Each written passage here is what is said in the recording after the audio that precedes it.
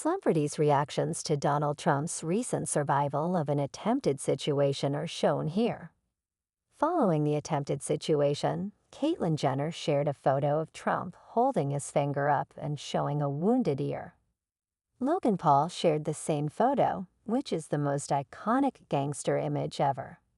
Caitlyn shared. MMA competitor Dylan Dennis stated that since they missed, you can tell it was a Democrat. UFC competitor, in response, 78-year-old multiple billionaire Conor McGregor remarked, "Godspeed, Donald. God bless the United States, and he should be on a yacht on the Mattori golf courses." But he's not. He's in Pennsylvania, spitting out bullets for the love of his country. Elon Musk claimed that Theodore Roosevelt was the last American candidate to be this formidable. Caitlyn Jenner and Tucker Carlson shared the same photo on social media without a caption. Zach Fox added, "Don't believe women when they say that size doesn't matter, because as former Vice President Mike Pence noted, an inch could have made all the difference today." Karen and I are wishing President Trump well, and we invite every American to join us in our prayers. In a humorous tweet, FaZe Clan claimed to have genuinely hit Trump with a Call of Duty image. The Democratic Party should give up because they can't defeat Trump at this point. Dave Porey said, "I just landed and missed an assignment attempt. Holy shite, what a badass reaction from Trump. The election is over, has the next president." Patrick Bet David added, "I've been saying repeatedly double down on private security." Shots fired at Trump rally character assassination, failed attempt to deplete savings, failed attempt to silence, failed only option left, actual assassination attempt failed. "I feel like crying and praying for Donald Trump because he's fighting evil," said Andrew Tate.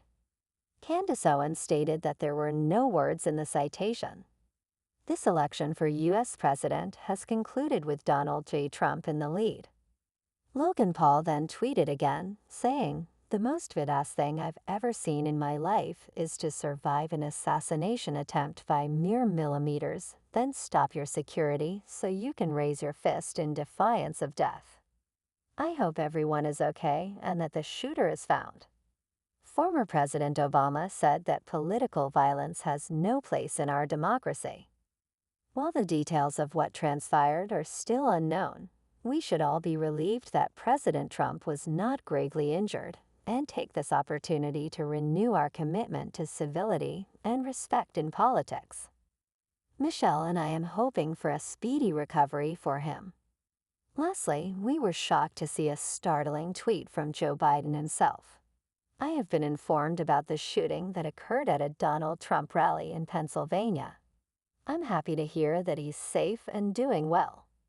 While we wait for more details, I'm praying for him, his family, and everyone else who attended the protest. This type of violence has no place in America, and we must come together as a country to denounce it."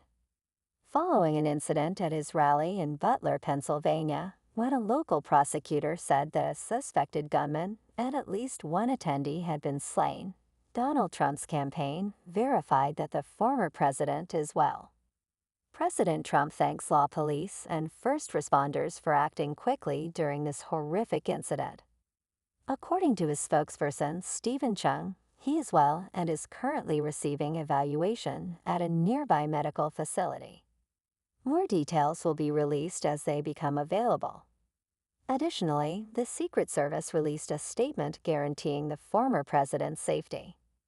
During President Trump's final rally before the start of the Republican National Convention on Monday, gunfire broke out in the crowd as soon as he heard gunfire, according to Butler County District Attorney Richard Goldinger, who made the confirmation over the phone.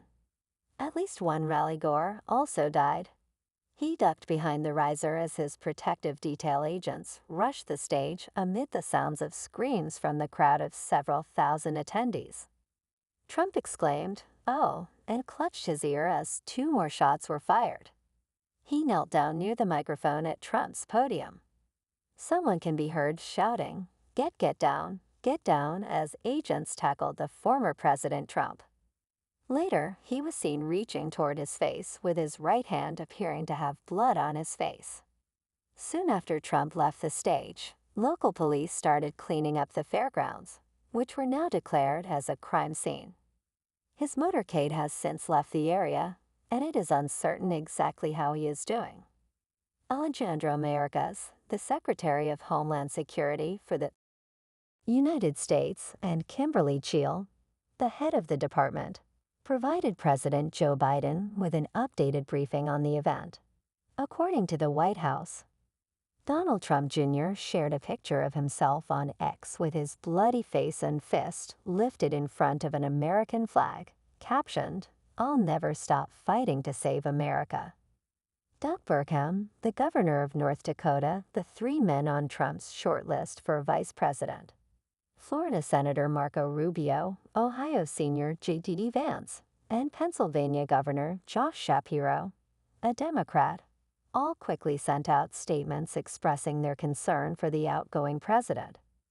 Rubio shared a photo of himself while the state police were present at the rally site and stated that violence directed towards any political party or political leader is completely unacceptable and has no place in Pennsylvania or the United States. A spokesman for the Trump campaign, Stephen Chung, stated in a statement that the former president was fine and is being checked out at a local medical facility. He did not provide further information on whether or how Mr. Trump had been injured, and officials would not provide more information on whether rally attendees were injured. He said that former President Donald J. Trump was escorted off the stage by Secret Service agents and into his motorcade just minutes into his rally on Saturday in Butler, Pennsylvania. When the sounds that seemed to be gunfire started, Mr. Trump was demonstrating to his supporters a chart of border crossing statistics. He quickly ducked as the noises came from the bleachers to the left of where he was standing at a lecture. The noises came in two groups, and smoke appeared in that area of the bleachers. Kimberly Cheel, the head of the Secret Service, informed President Biden on the event.